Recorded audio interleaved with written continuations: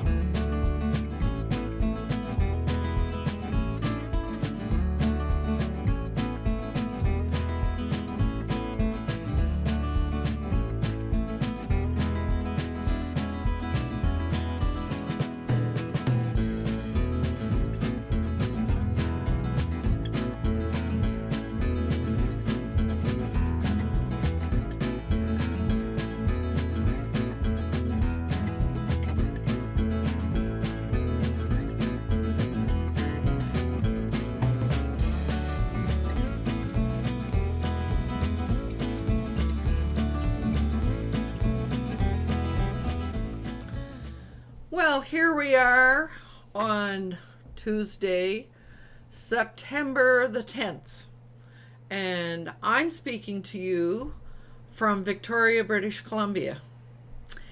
And with our new process that we have all agreed to, we decided that I should introduce everybody.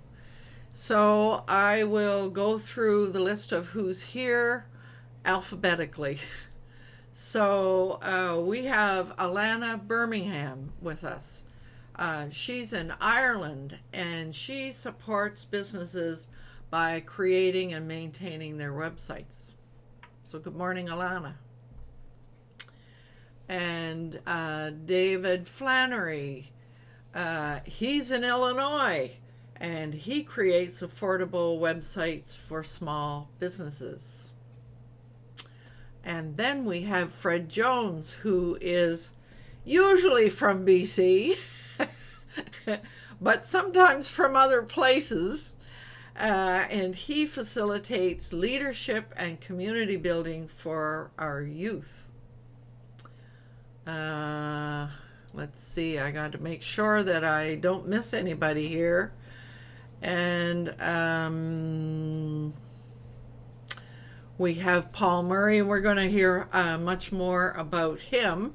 He's also in BC, and actually just down the street from me. And he helps startups turn ideas into profitable action. And we have Vivek Rao, and he's in the UK.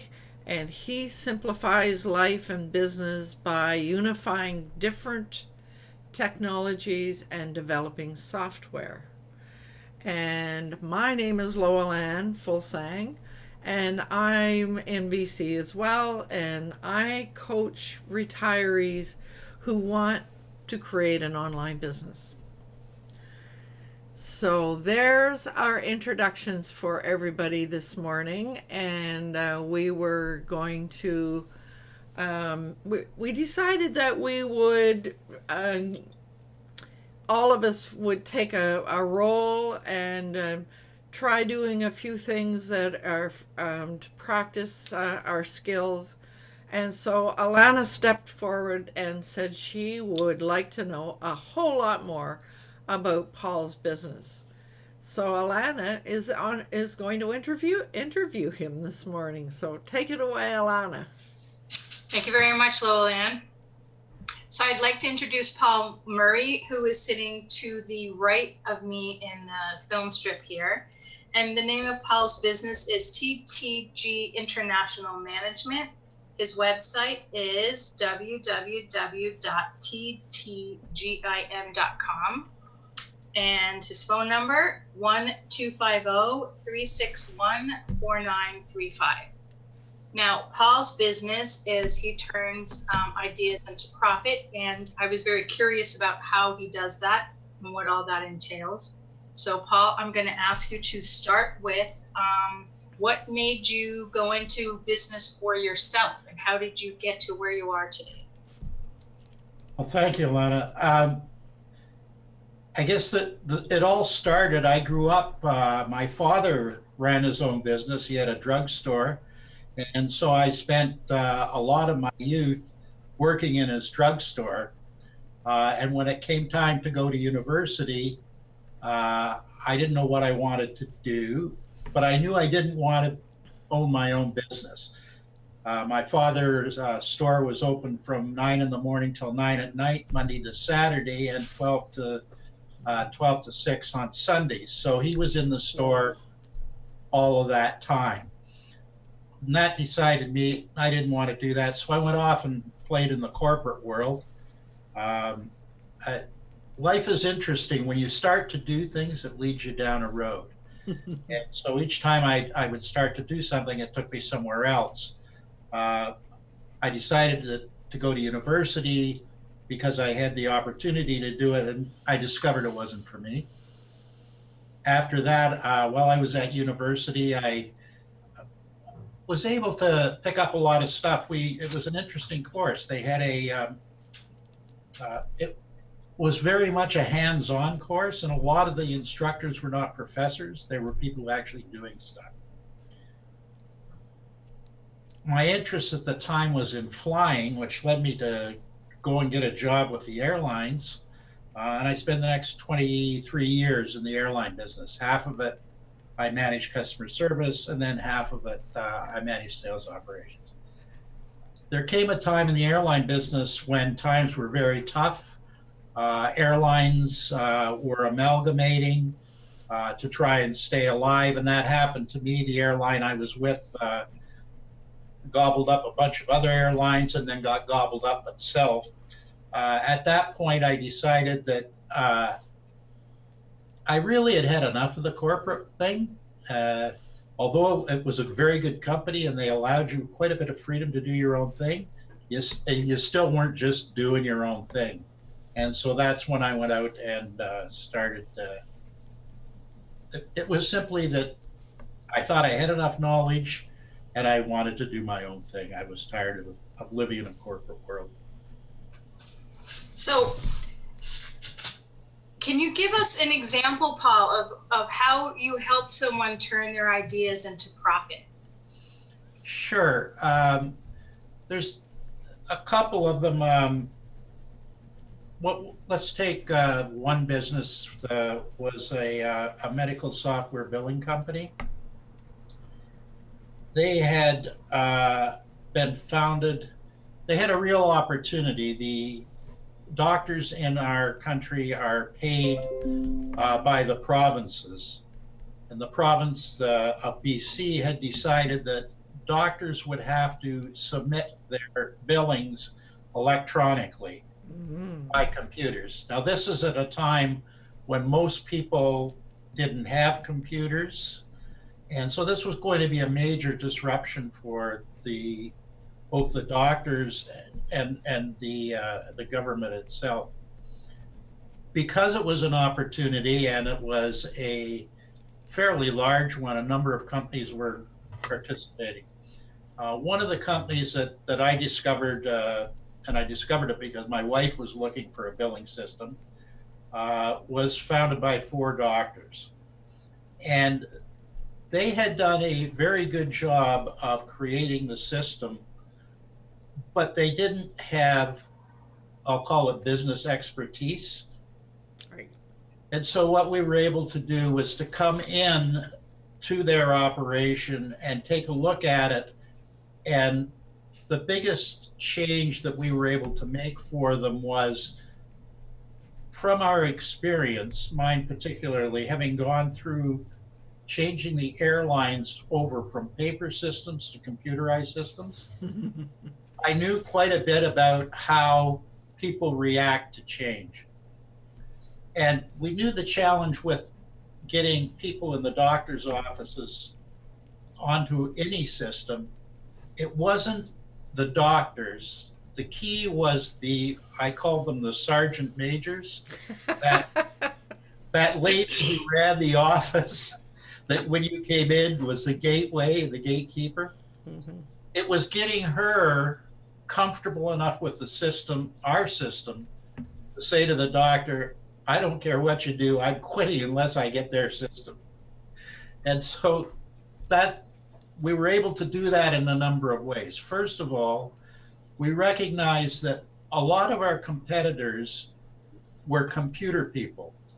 And so the presentation of their product was very highly computerized, which frightened the you know what out of everybody that had never seen a computer before. We had all of that running in the background, but we made it the presentation to the customer look just like the day book that they were used to and just like the billing card that they were used to. So that was one of the things we were able to do. That allowed us to move forward. Another thing we were able to do is we often talk about thinking outside of the box. So our target market was all over the province of British Columbia. To service that market, a number of our competitors opened branch offices. Now, we live in, and we kept our office in Victoria, and we did that for a reason. We knew that our staff were better in one office, in one place, where if there was a challenge, somebody could turn to the person next to them and say, give me a hand with this, or can you take this customer? We also knew the key to the business was going to be customer service. Because this was new and this was frightening, the people had to be able to pick up the phone and immediately get the response that they wanted. So we created basically a call center. But to get us around the province, some of our competitions were opening offices.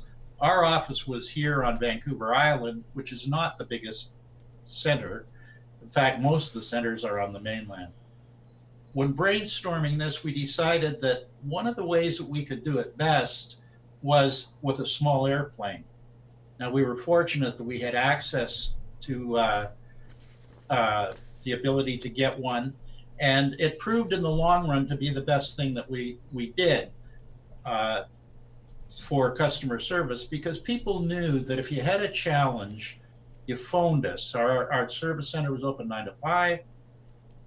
You called, you got your answer. You didn't get an answer, somebody was in your office the next day to fix the problem. So those were two of the things that we were able to bring to the doctors that were probably things that they never would have thought of. And that's the kinds of things that we try to do. Business is built on 3 pillars: customer acquisition, finance, and operations. So looking at any business, we look at that and see where are their strengths and where can we add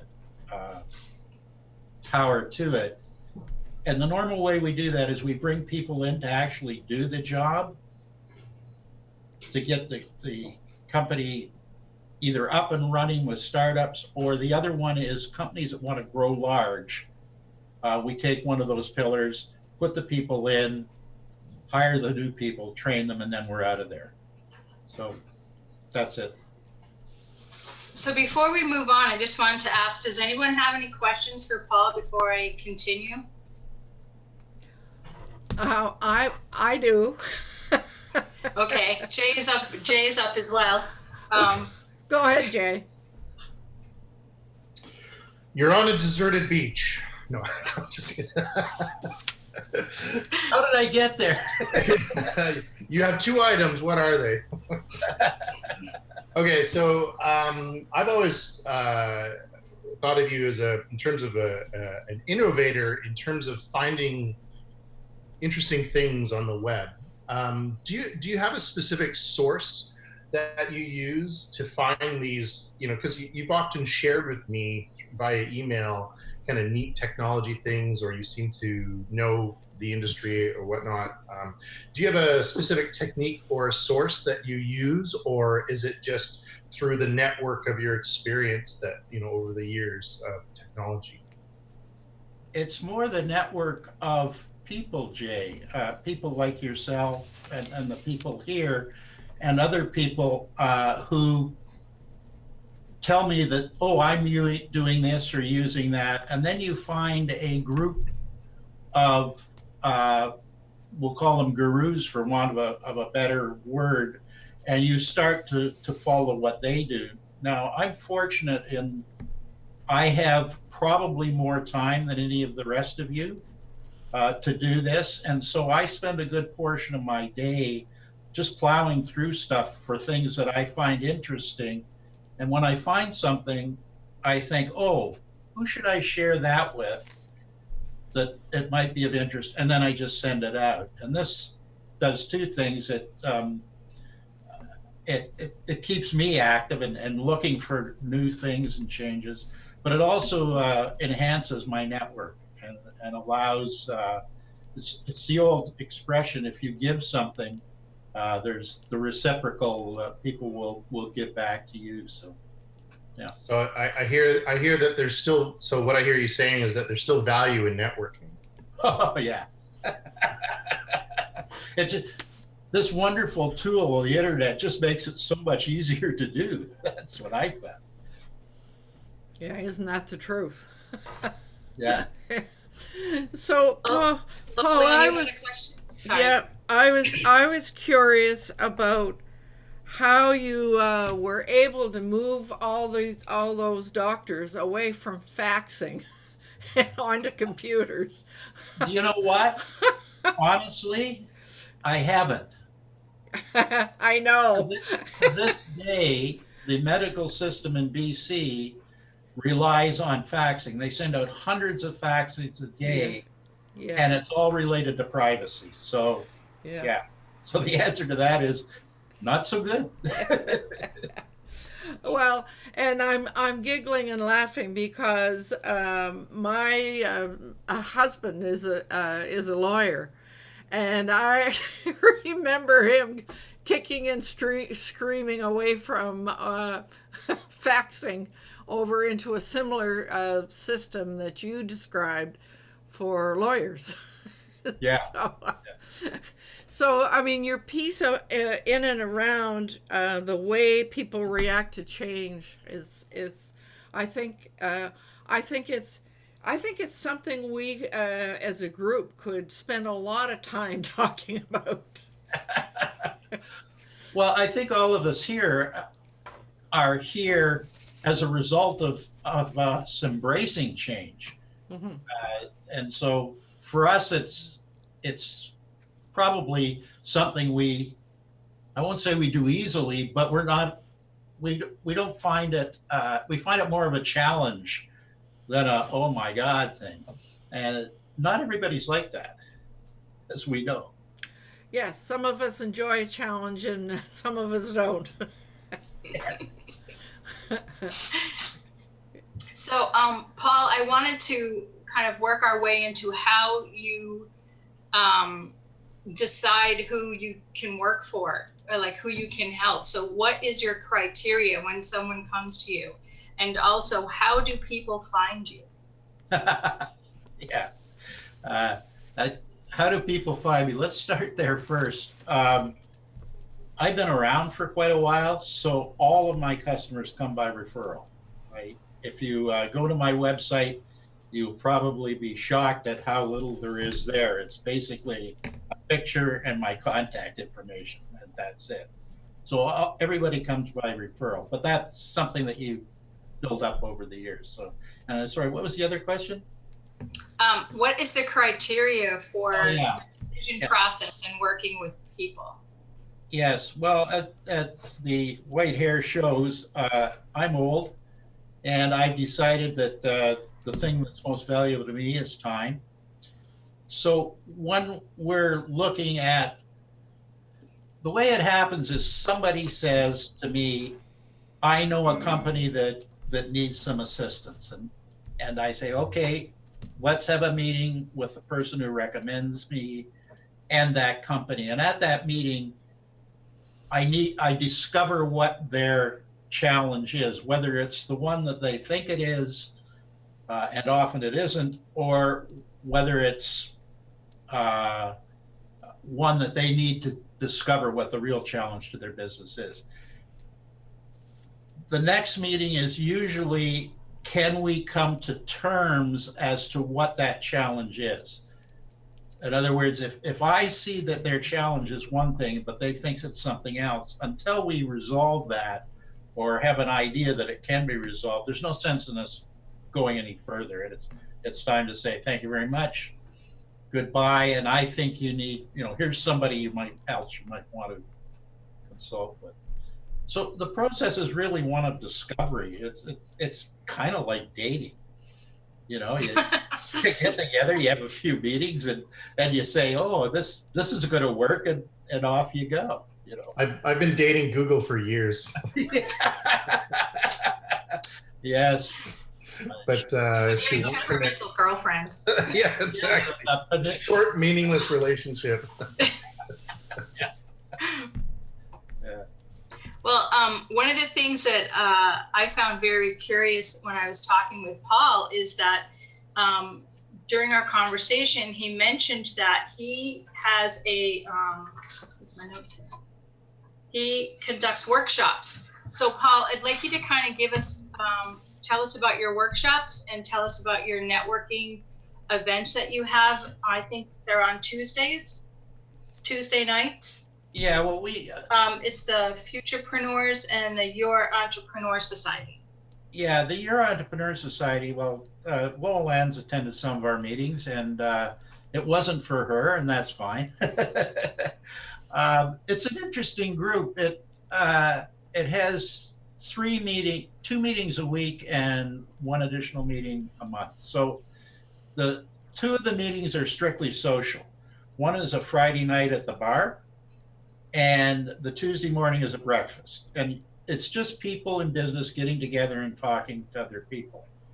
But it's amazing because they bring other people, and it's a great way to meet people.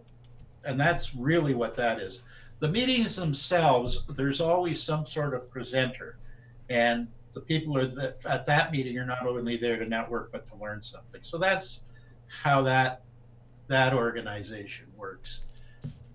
As far as the workshops go, the one I do the most is about customer acquisition. And I find that that's probably the challenge for most small businesses. Most people get into business, they have some talents and ideas, but getting customers is usually the most difficult thing for them. And so I have a very simple path. Lola Lan has seen the presentation. To try and get them to think about acquiring. The problem with most people in small business is they think they have to go out and make sales. As soon as you mention the word sales, in the back of their mind, the fight and flight guy, our old lizard brain, pops up and they're mortified. So I try to explain to them that they're very talented in probably the most important part of customer acquisition, and that's buying. They buy every day, but they just don't think about it anymore. So we just break the buying process down to 4 easy steps and get them to try, when they're acquiring customers, to identify what step the person is in and how they would move them from one step to the next. And it takes the scariness, let's say, out of getting customers. So you'll notice I rarely use the S word, as I say. So that's what the workshops primarily are about. Mm-hmm. So does anybody have any questions for Paul? I have a question that I need, because I want to put his website up on the in the chat, and I didn't catch it. So it's www what? TEGIM.com. Thank you. And I think Dave had a question. Yeah, well, Luann took my question. My first question. Sorry. That's okay. It didn't appear in chat, though. Anyway, my question are, what are the 4 steps of buying? Well, it's fairly simple. The first one is attention. If you don't have people's attention, they'll never buy from you. The second one is trust. And I usually do it in a very simple sort of visual where the first is a circle. So in the circle is you must get the attention or awareness of the person. And then the next thing that the challenge is, and I do a rectangle, and in it I write the word trust. If people don't trust you or your product, nothing else is going to happen from there. And then I do an arrow, and in the shaft of the arrow, it's want, because there's lots of companies out there that I trust them and I'm aware of them, but I don't want their product. And then the head of the arrow is now. So I can want, there's lots of things I want, but I don't want them right now. And then the next process is a dollar sign. And the dollar sign simply represents all of us here have abandoned a shopping cart or gone to the counter and not bought something. We were right there to do it, and then it went away. So focusing on making that. And that's the process. Now, the secret and what makes companies more successful than other companies is a little arrow that goes from the buy around to the want, and that's echo. An echo is simply people talking about your business. And that's what most businesses today do not do. They get a customer and they're so busy filling their funnel and trying to get new customers that they forget about the ones that they have, which is where your buying power really comes from. Because you want people to say, when I hear someone say, I'm looking for a really good coach, immediately I'm saying to them, I need to set up a meeting with you and Lowell Ann, because this woman is really good. I know what she does, exactly what you're looking for. That's what you want people to be doing. And that's the echo portion. So that's the simple buying process. I think echo can also be called reciprocity. Right? Sure. Yeah. Yeah. You can change the words around, but that's why I use sort of like a little diagram, because you can fill whatever words you're comfortable, but that's the process. Yeah. And the interesting thing that I've discovered is most networking people go out to networking things. They go with this idea of plastering everybody with information. And there's very, very little interchange or engagement. And there's no way that you can make this process work if there's no engagement. It's interesting, Lolan. I go to the Friday night bar because I like to drink.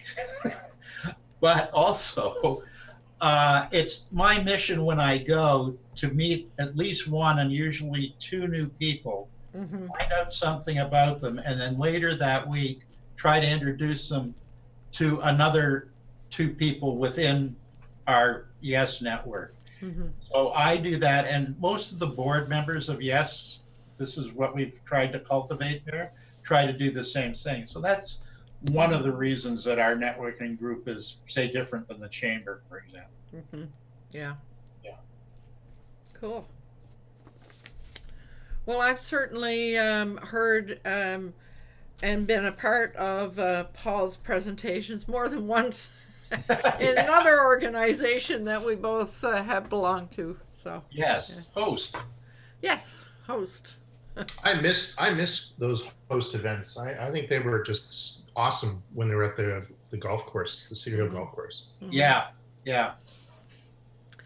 Well, Jay and Paul, maybe we should have a chat about that, because I think host may be looking like it's going to fold. Rome is falling. Again. Oh, dear. So I just have one final question for Paul, because it looks like we're just about out of time. But I just wanted to ask you, what have you learned about being in business? So what is your biggest lesson that you learned from being in business?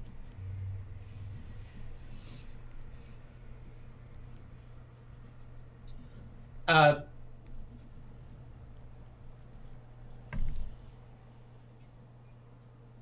it's it's not about getting. It's about giving.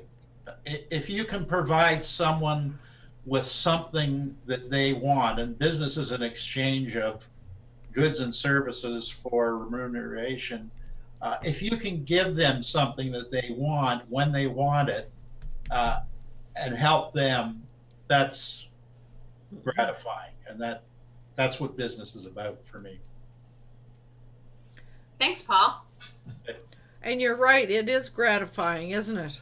Yeah. Mm-hmm. Yeah. My goodness, we're right on the on the bottom of the hour. Holy smokes! Boy, you're good, Alanna. Good, You should do this full time. good management. There's Oh, David. I think Dave has a question. Yes. Yes, your workshops, do you have them available on recordings or anything?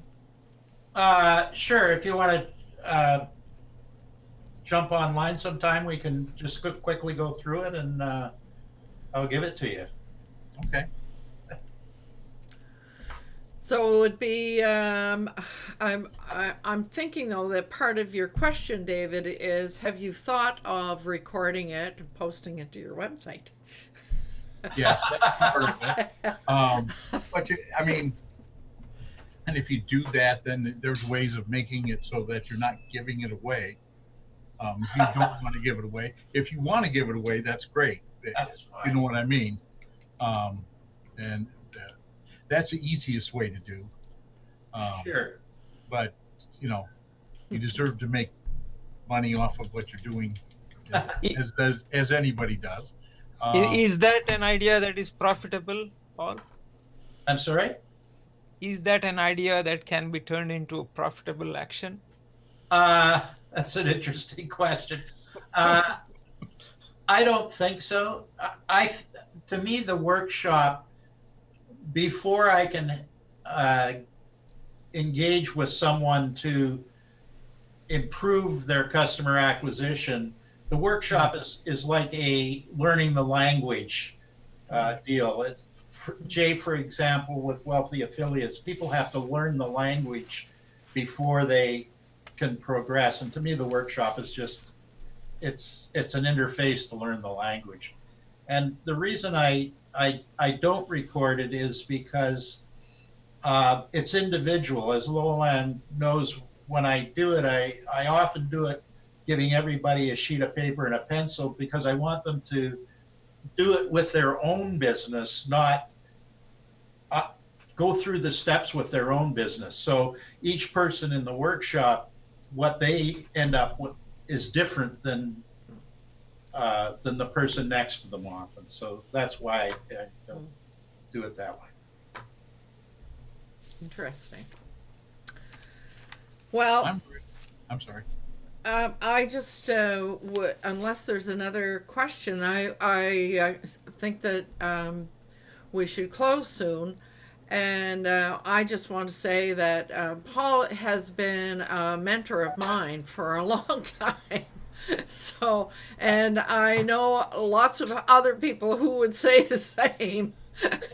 So he does have a lot of impact on the people that he interacts with.